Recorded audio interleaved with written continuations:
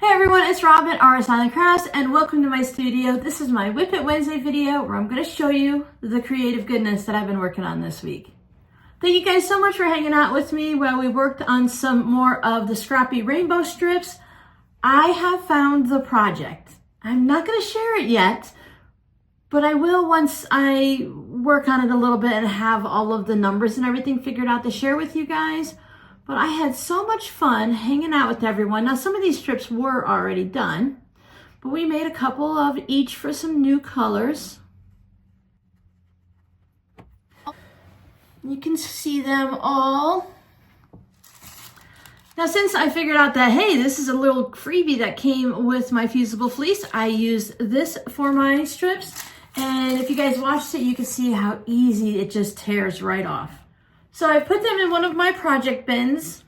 I have these strips of scraps that we didn't use. And I also put all the larger cutoffs into a little Ziploc baggie. I'm not 100% sure what I'm gonna do with it, but since it's already sorted by color, I might just keep collecting them and maybe cut out some fusible interfacing for some fabric postcards and just have one for every color and just keep fusing pieces on until they're totally covered, and then I'll have a scrappy one color postcard. Or I mentioned on the live stream that they can be turned into note cards, so we'll see. Even if they're fused on the interfacing, they can still become note cards. I had so much fun hanging out with everyone, and a few of you mentioned that you enjoyed the end of the live stream where we just sat here and chit chat. I figured out that I can put my phone against the wall and have it aimed this way at what I'm sewing, and then afterwards we were trying to have different layouts for the fabric scripts. We were looking at different rulers and stuff and just having a good time. So if you guys enjoy that, then maybe at the end of the live streams we can do it 100%, and maybe if I can squeeze, I'm just trying to squeeze one more live stream in each month on a random weekday, then we can just sit around and chat and not do much of anything or do a lot. That depends. I did go ahead right up after the live stream, and over there is the rainbow ruler. I'll go ahead and put a picture up here so you can see it. I did talk about how I love the ruler. I received it as a gift. It's a gorgeous ruler, but the sparkles are right in the plastic, and when I put it down on the fabric, I struggle to see the lines. So if I'm just doing the main lines and cutting a 5-inch square, great ruler. But if I have to see 4 7/8 and 2 3/4 or whatever number, I just can't see it. And I decided it's too pretty of a ruler to just leave in the drawers over there. So I went ahead and I put a thumbtack in my wall, and it is now hanging up where I can see it right next to my clock. I like it there. I received another community block. Oh, my love of hibiscus. We have a neighbor. If you guys, for those of you that have seen the Welcome to the Arizona house tour, instead of a fenced-in backyard or an open backyard, we have cement wall. I say it's probably 6 feet tall because I can reach the top of it, but I can't see over it. But when I stand at the sliding glass doors and I get on my tippy toes, I can see over our cement wall. Then there's this walkway in there. I really need to take you guys on a tour since it's not too hot out right now. There's a pathway where you can go for a walk. And then on the other side of the pathway, there are more cement brick walls or cinder block walls, whatever. But I can see hibiscus bushes. It must be about 8 or 10 feet tall, peeking up, that people used as like a privacy border. I'm going to guess they had a pool because that's what they did in Florida. They're really great for the bushes. They grow nice and tall and they cover it up. But anyway, my love of hibiscus. They grow really well here, so when we settle into one place, I'm going to go ahead and plant a bunch of them. And I just noticed that you put your name on the back of this. This one is from Sandy. I haven't put it up into the Patreon group yet with all of the other ones. I still need to do that. Isn't that just, I love the colors. She did a great job pulling the yellows and the reds out. I've actually been mentally piecing together our community quilt, and I've come to a decision that I'm making it too difficult and complicated. So I'm just going to lay all the blocks out and I'm going to sew them together. And any block that's a different size, then I will add in some pieces versus trying to be overly creative. We just want it up here on this blank wall so we have something pretty to look at. So that's my plan in the coming weeks, to just get it laid out, take a picture of it, and then just start to slowly sew it together. Now, Sandy also sent me some extra fabrics and stuff. I hope you don't mind me mentioning that you sent these, Sandy, but your name is on the Hibiscus, and I do put everyone's name on the website. So my apologies if I've made a mistake. But she sent me some really fun, I have to back up because they're panels. She sent me some really fun and really pretty panels.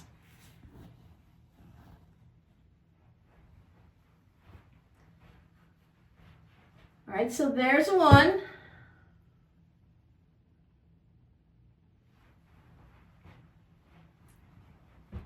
I think this one needs some hourglass blocks all the way around it to bump it up just a little bit, because it's going to be a wall hanging no matter what. Pineapples. I love pineapple. I enjoy pineapple, the fruit. Like most people, it bothers my tongue and my cheeks and stuff if I eat too much. But I love pineapples in general. I love pineapple blocks. All the fun flowers. And then, of course, my silly flamingos. Look, this one has a camper on its wing, because there's a lot of those that go down to Florida. And then there's just fun designs. Now this one, it's got a lot of tropical colors.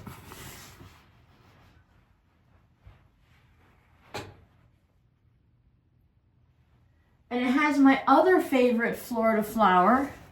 We've almost always lived in a neighborhood where someone's had the bird of paradise, and these flowers are just huge and they're so pretty in person. I just love the flaming colors. I like when they have the flamingos and they kind of ruffle up the feathers to make it look like it's not just flat and the way flamingos really look.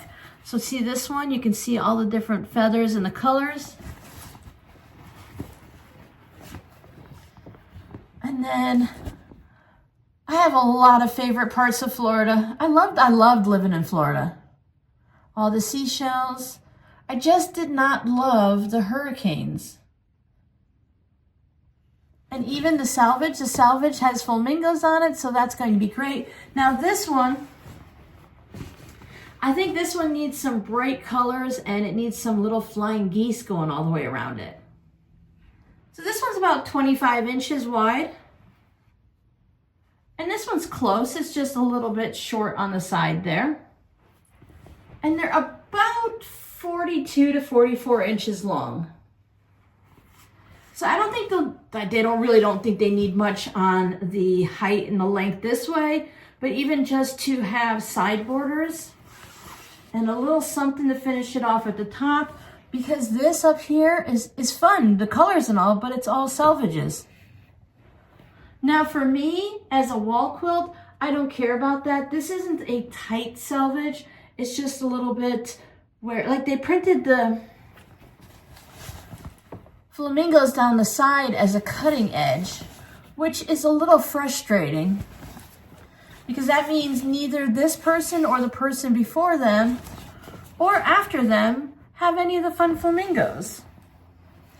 They are on the selvage, of course, but still. Thank you so much, Sandy. I love these. She also sent me a bag of scraps that I'm going to play with. I love playing with you guys' scraps because I've touched my fabrics a lot. I see my fabrics. I move them around when I'm getting out one or another fabrics.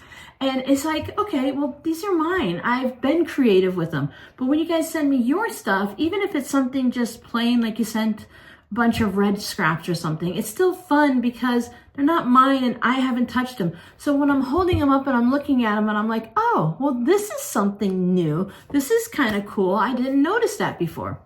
Anyways, I love scraps. You guys know that. Since we're talking fabrics, let me just show you something really quick that I'm reaching for. I found these on a recent trip to the Dollar Tree. I haven't been to the Dollar Tree since maybe October. It's been a long time for me because I haven't found my store here. So I found these fun, bright colors. The Dollar Tree had, I'd say like 9 or 10 of their little cardboard boxes that say Crafter square and fabric on it, but most of them had the fat quarters of a flannel. A lot of baby colors and like white with little baby type prints on it and stuff. So if you're looking to make a flannel baby quilt, you might want to check out the Dollar Tree and see what you think about the way the fabric feels. Now, I've tried these before, not these specifically, of course. I've tried the Crafter Square fabric, and I have not want to run across a fat quarter that has been too thin or something. Now, hanging up on the little wall, they have little 2 or 2.5 inch strips. I don't remember which one they went with. Those are very thin and see-through, so those would end up more for like a fabric postcard that's not going to get washed. But these, I just like these. I like that green. I've been really into a lot of green in this colorway lately. Now this one's pretty too, and the blue's nice, and the pinks are bright, so I got those. Had to, right? You never know if they're going to be there again. And for $1.25 for a fat quarter, I think it's a pretty good price to stock up on a few things. I finally finished putting the stitching on the borders. I call it the binding stitching on all of my fabric postcards that I have been working on. I think these were the ones I was talking about on the live stream, and I showed them. You get a good close up there where you can see right here where I put all the triangles down and just stitched it, because we were talking about how, or at least I was, that if you had a bunch of white scraps, you could still sew what would feel like boring sewing, white on white on white, and generate strips to go for the sashing in between, and that way you could still use up your white scraps. I like to definitely use it on the fabric postcards because it's a small space. It's not that big of a deal. And if I'm already going to be quilting them like a maniac, then why not? These are fun ones. This one I've had sitting in my little container here for a while, probably since Halloween when I worked on, oh, these are from the pumpkins, I think. So this has been sitting in my bucket waiting for that last round of stitching for a very long time.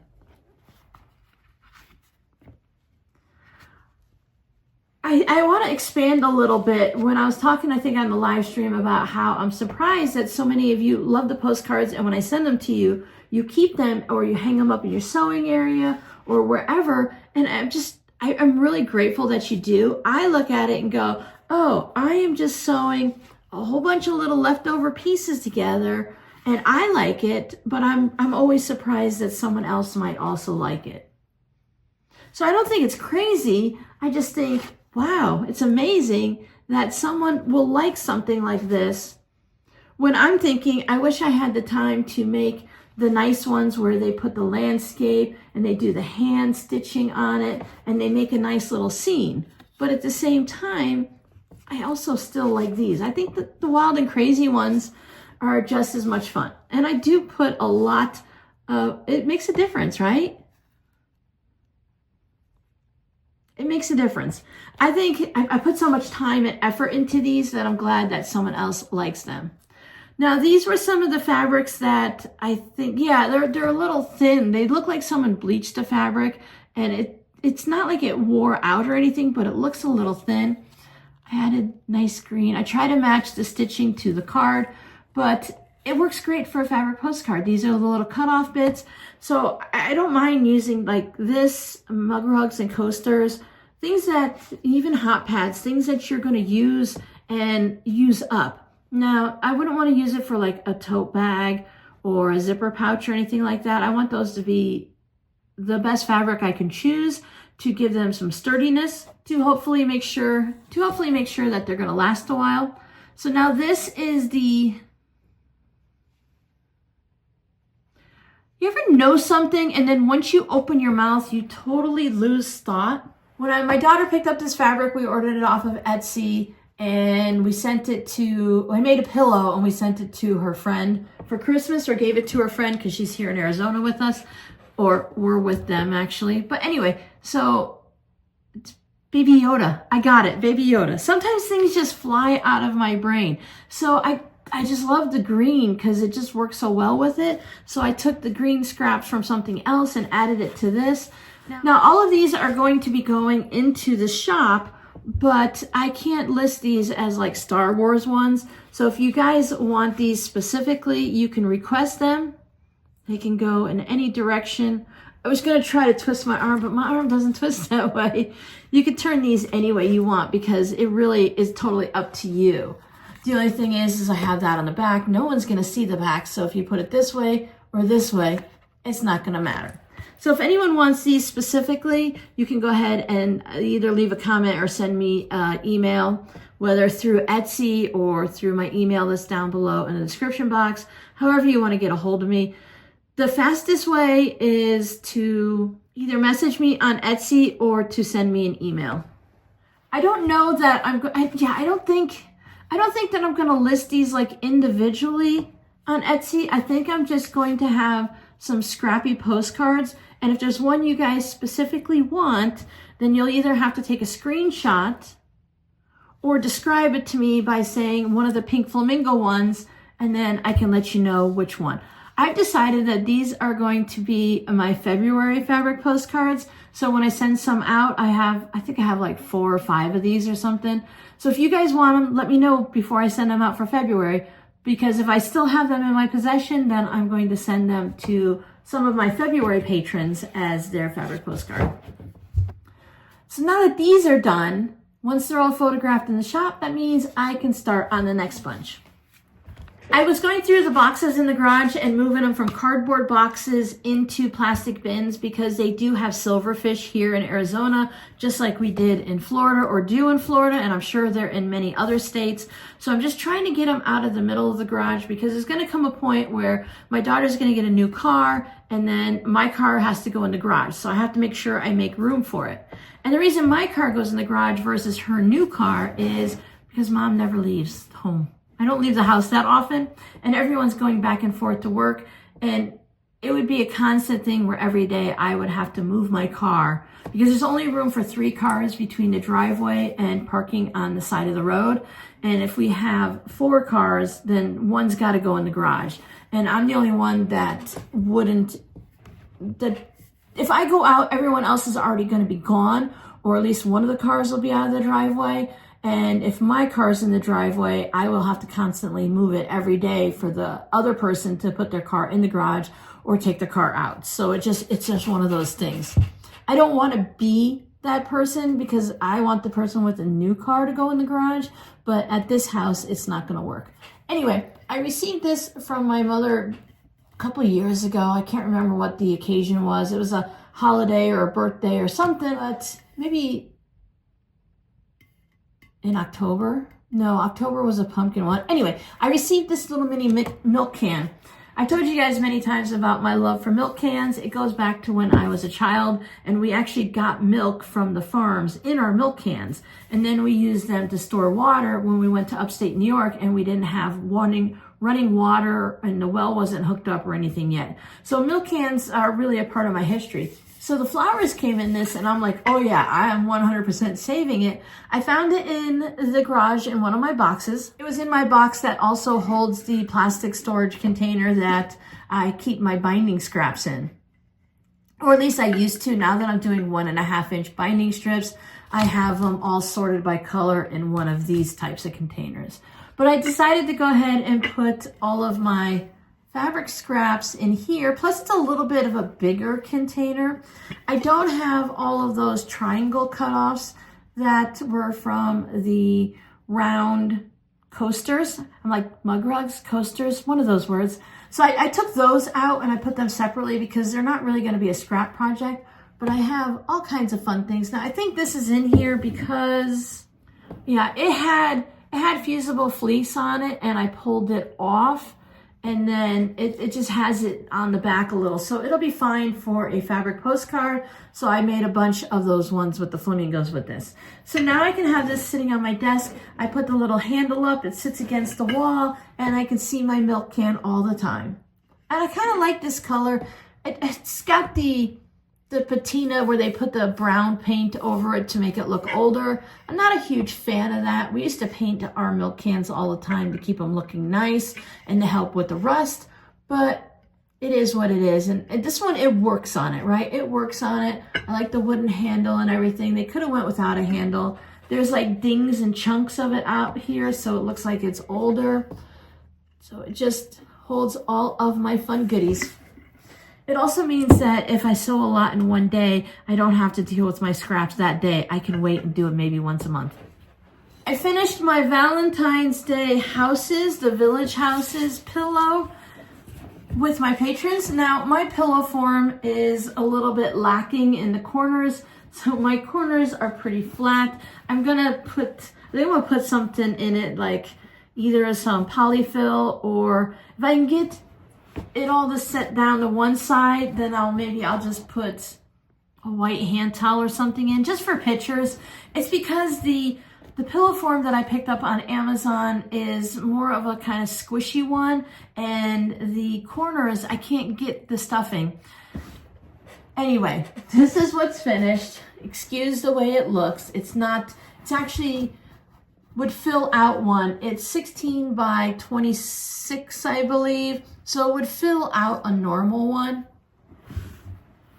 if I actually purchase a normal pillow form. So I need to get them to puff out. I just received them, and the next day I put them in the pillow. So they probably need to go through the dryer, because when you put them in the dryer, it tends to make those vacuum sealed pillow forms floof up a little bit better. So I'll do that. I just struggled to get the pillow form in a little bit. That's kind of a me thing. I tend to struggle to get pillow forms in, and I don't want to take it out. Anyway, it's gonna go in the Etsy shop. It's got the envelope style right there. I love this fabric. It's a really fun fabric. And I think for February, even if you're not like a Valentine's Day person, just the colors are nice for February, while a lot of you are still cold and getting snow, including Florida this week. Oh my goodness. I tell you, all the crazy stuff happens when we move away. They have an actual winter, and then northern Florida gets snow. My poor daughter is in Jacksonville. She's like, I'm leaving. It's cold here. She's leaving for work, right? So she's down there and she's working in Jacksonville. She's like, Florida, it's going to be gorgeous. Even if it's 60, it's beautiful weather. She gets there, it's going to snow. That's the Lalone karma, right? So there you go. I think this is a really nice pillow. I actually kept one of the pillow forms out for myself because I'm going to put it on. It's called a chair, but I feel like it's more of a mini couch. It's a double wide chair. So I want something because the back of it only comes up to like here. So I like to have that support for my neck and my head. So I'm gonna make a cover. You think I'm gonna buy a cover? I'm gonna make a cover. See, they're nice. They are squishy for laying down. This isn't one of those pillow forms that are rock hard, that are very decorative. You could definitely get a square one and do the chop thing there. You know, everyone likes to do that chop. I don't get it. I like mine I want it to stand up, and I want the corners, like maybe put tassels in the corners. I think that would be fun. My cats would love tassels in the corner. All right, so this is going to be going in the shop update. I haven't decided if I'm going to be able to get the shop update done for the last Saturday of January or the first Saturday of February. I keep going back and forth on which one would work better. I might just try both of them on different months to see if the end of the month or the beginning of the month is better. Either way, I need to fill out these corners a little bit and take pictures. I was going to hold this project back and show it next week in case I don't get much done, but you know what I decided? If I have a whole long video today and then next week I only get so much done, it's okay. I want to try to be accurate in what I work on during the week. So this is a project I worked on with my patrons. It's an Improv bird coaster. There's sort of a kind of a pattern if you search for that. It's mostly hey, someone on Flickr made this and they told you what pieces to put together, and you kind of have to figure it all out. So for those of you that like an accurate pattern, this might be a little bit trial and error for you. I moved this coaster to the front because it's a little bit smaller This one I was making 2 and I was trying to figure out which way to do it. So this one's just a little smaller. It is 6 inches while all of these are 6.5. So I had a lot of fun. They all have the same striped fabric on the back. I managed to get my little tag on there. I like to put my tag so it lays right on top of the binding, but when I'm working on this, to put the tag on the backing before you do the quilting, it's kind of hard if you don't know exactly where you're going to trim it down to, because it starts, you know, an inch larger, you quilt it and then you trim it down. So I hope that's okay. So I made 2 of each color. The other red one is mixed in. I tried not to put the colors so that they're touching each other. So we have this fun orange with the yellow, and everyone's got the black and white binding and the black and orange feet. And they have either a yellow beak or an orange beak, because an orange beak on an orange bird doesn't stand out that much. This was the other red bird when I was trying to decide on how I wanted my birds to look. So I decided I preferred this one. This was the small one. This was the chunky one, I called it. And you can see they all have a kind of a, I'm going to call it an echo quilting, because for the most part, I followed the shape of the birds. I did quilt in between the legs and over in the corner here. There you can see it with a creamy tan thread, and all of the backgrounds they're different. This one has swirls. This one has lines. This one has the little, like the birds, almost like the birds walking, except it's missing one. So it's got the little V's. And then this one has the lines and the swirls. So I thought it was fun to, at a distance they all look the same, but I thought it was fun to use a couple different of the neutral backgrounds, because you make, where's the bird? This right here is a half square triangle, so you're gonna get 2. That's why there's 2. Oh, it would have been fun if I'd have made them so they go like, you know, up the right side up, so that they were almost like kissing. Now, when these go in the shop, they're gonna go as an individual. I will say there's 2 yellows, 2 orange, 2 reds, and you can go ahead and choose which or how many you'd like. I'm gonna switch, when I get these in, I'm gonna switch my other coasters from being a 4-pack to being purchase them individually. And then that way, you guys, if you want to mix and match and you just want, I just love the orange bird, you want an orange bird, and then you want a Scrappy coaster, and then you want a Halloween coaster or Christmas, whatever ends up being in there. Now, February was supposed to be for coasters and January is supposed to be for making hot pads, but these just happen to come up in the rankings, the voting for my patrons, so that's why we have these this month. I am going to work on the hot pads. I pulled out my Insulbright, I have some squares, and I have my miscellaneous random orphan blocks or whatever, and I'm going to turn these into hot pads. So that is on my plan. I think after I'm done with this video and I get it edited, oh, that's it. I thought I had more to put over there. After I get this edited and ready and go, I'm going to spend the afternoon cutting out the batting, the backing, and the Insulbright. Some of them I'm going to make hot pads and I'm going to use Insulbright and batting. And then others I'm going to make as pod holders and I'll use 2 battings. I find it's totally up to you, and I'll put them all in the description and the title so you guys can figure out what you like. But I have a little bit of everything. When I did the experiment a couple years ago in Florida and I made rainbow pot holders and stuff, I've been using them now for a couple years, and I find that the ones with the Insulbright, 1 Insulbright and 1 batting, they're not as malleable to grab things out of the oven, but I like to have them on the counter or the stove to put the hot items on, because it does insulate with the Insulbright and it doesn't go through to the counter. So I'm going to have some that are pot hold. You could, it's only 1 piece of batting in here, but you could use these as a pot holder. I'm going to take it out of the oven, so that'll have 2 battings and the rest will have Insulbright and batting. Again, it'll be in the title and the descriptions whether it's a pot holder or a hot pad, and then you guys can decide if and what you'd like to purchase. All right, enough of that. Let's look at the Scrappy word for the weeks.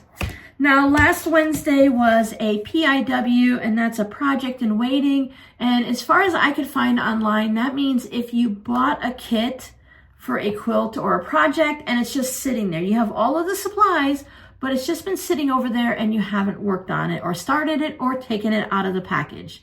Also counts for kits that you've created where you've taken a pattern. I have a little snowflake print out here, so you have the pattern and you grab your fabric and you put it all into a little plastic bin or some type of a container, and you're like, okay, I have made my own kit and it's just gonna sit there and wait for you to do it. So that's a project in waiting. Now, Fridays was a PIT or PIT, and those are projects in totes, and I saw no explanations for that. I'm just gonna guess that you have some type of a tote, like a tote bin, or maybe even a quilted tote bag, but you have all of your items in there just waiting for you. So it kind of fit that they were both on the same week. It was alphabetical. So then, you know, there you go. You had a project and a tote. Now for today, this one, we say it. Now we do say this. Once you know what it is, you'll be like, yeah, we say that. MGBTQ. I'll tell you what the Q is, because it's quilting, because that's what we're doing. So can you figure out the beginning if I just tell you quilting? Now, without searching for it to see what it means. Now, if you go to the sites and look up the common quilting terms, you're going to find it. But can you guess what it is before you go and look it up? Now, I'll come back next week and tell you what they mean, of course. Looking in my little notebook here, the next 3 ones are going to be, I would say, relatively easy. I don't want to say super easy because if you're not used to hearing these terms, then, you know, it might not be normal for you. It might not be like, oh, I know exactly what that is. So if you know what an MGBTQ is, we have a lot of abbreviations and acronyms nowadays. I can't keep up with all of them. And this one, yeah, it's a mouthful. Let me know. So thank you guys so much for hanging out with me. Come on back Friday and I will have a new tutorial or something. I think I'm going to show how to take a block, an orphan block, and turn it into a hot pad or a pot holder. So whether or not it's big enough or if you need to add borders, just to talk through it. Because sometimes I know some of you guys like to just hear the talking, to hear the process of it. So like you know, you can take this block right here and turn it into a pot holder, hot pad, or coaster, or whatever. I'm really not sure why I have all of these. I recognize the fabric. So either someone sent them to me or I made them, but I'm not really sure why. So if anyone would like these before I turn them into something, let me know. I'll pop them in the shop. I am looking forward to going through here. Now this is an embroidered bee. He's going to get turned into a bag of some sort, but I do have a lot of orphan blocks.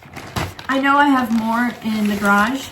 I'm not going to show them all to you, but I'm pretty sure most of these are from when Pat Sloan was doing one of her quilt-alongs from those patterns that everyone was doing. I don't know. Who knows? But you'll be able to see them. These are going to be really big for a hot pad. So those will be nice and oversized. So I'll see you guys in the next video. If you're looking to hang out with Robin a little bit more, you have a video here or there. And I hope you guys have fun creating something with your scraps. Bye.